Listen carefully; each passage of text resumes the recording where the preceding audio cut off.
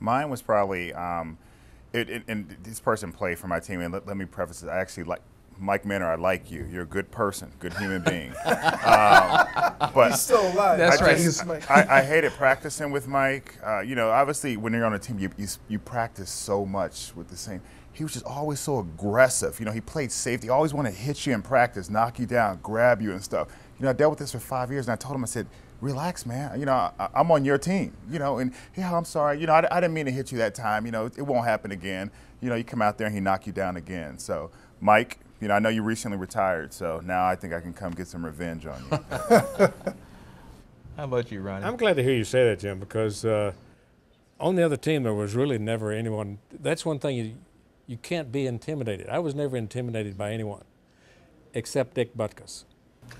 Thank God he was on my team, So, but I've saw a lot of hips that he put on me, and a couple times in scrimmages, I always knew where he was. So he was probably the most intimidating person that I've thankfully played with instead of against. Yeah, he pretty much set the standard as far as intimidation goes.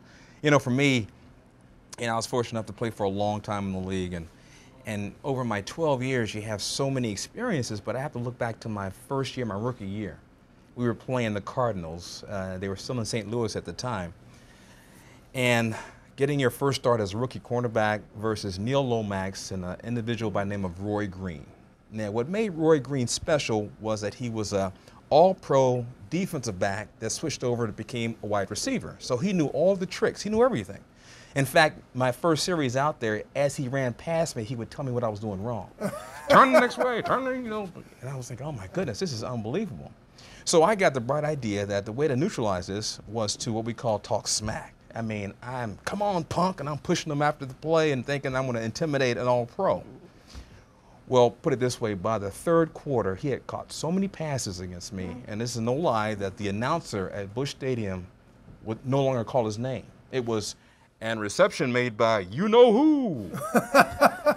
It was really embarrassing, and when you play with the defense I played with here in Chicago, it's not so much that you got beat, but you got to face your teammates. I walk back in the huddle, and the guys will look at me. Some guys just shake their head like this. Other guys say, just lay down. We'd be better off without you. But that's the great thing about this game, because you're held to a standard of accountability, that you believe in yourself as a team, and everybody works together. And that's the great thing about team sports. It's the great thing about this game that we've all had a chance to play. And we'll end this with this one statement, and I want you all to make a comment about it. That 10 years from now, I see the NFL being what? Where do you see the NFL 10 years from now? Boy, I never really thought about it. I see them being probably a $15 billion industry. I see them getting the whole drug thing under control. Nowadays you just can't get away with anything. You just can't. And I see that them learning from the mistakes that have been made. And I think it's just going to be a cleaner, a more, I guess just a whole cleaner, not that it's real dirty now, but industry, if you will. I don't know how else to respond. I really don't know. In 10 years, it's 10 just, years. they're going to be making a lot more money. Absolutely. Let me just say that. Jim, what do you think? 10 years from now, where will we see the NFL? I actually think, pension aside, that's a big item to put aside. I think the NFL's in a great place right now. I mean, it's truly, there's nothing like turning the game on Sunday and watching it. And obviously the revenues that the league makes, shows that people love it. In 10 years, I see them having the pension first and foremost straightened out. I mean, there should be no reason why people who built the game can't get the proper benefits that they deserve. I agree with Tim. I also see it being a cleaner version. I mean, I think guys understand now that they're under such a microscope, and this billion-dollar business that we've been entrusted to do. We're no different than any employees that work for Microsoft or Google. We have to hold ourselves to certain standards, and I think the league, Goodell, and the players are starting to get that. So I see it moving along.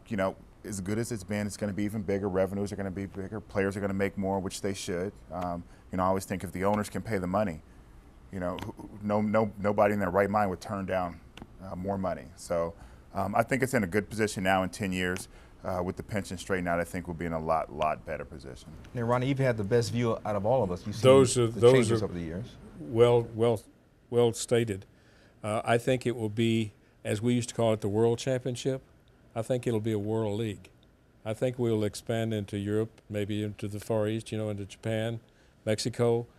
You'll have an expanded league, which comes where there'll be more money. There'll be more things that they can do with the pension. But that I see us expanding beyond the borders of the United States into either Europe or into Europe, Mexico, Japan, and places like that. All right. Well, fantastic, guys. You did a great job. You answered a lot of questions. Hopefully, I actually have a question for you. Oh, here we go. Now, here we go. I had read. I don't remember where I read this, but is this true? I think they had surveyed 10 to 12 former Ohio State athletes, and I think 8 out of 10 had said that they had never been to campus. They had only went from the dormitories to practice. And you obviously coming from the Ohio State University, I just want, because that, at Syracuse we actually went to class, and we knew professors, and we had books and things of that, like the college stuff.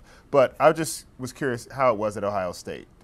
Well, first of all, it's all about definitions, and the definition of a Syracuse University student is one who could not gain admission to the Ohio State University. All right. Listen, thanks a lot for joining us. We were here at Sullivan Steakhouse, and you have seen this fantastic panel here on MouthpieceSports.com.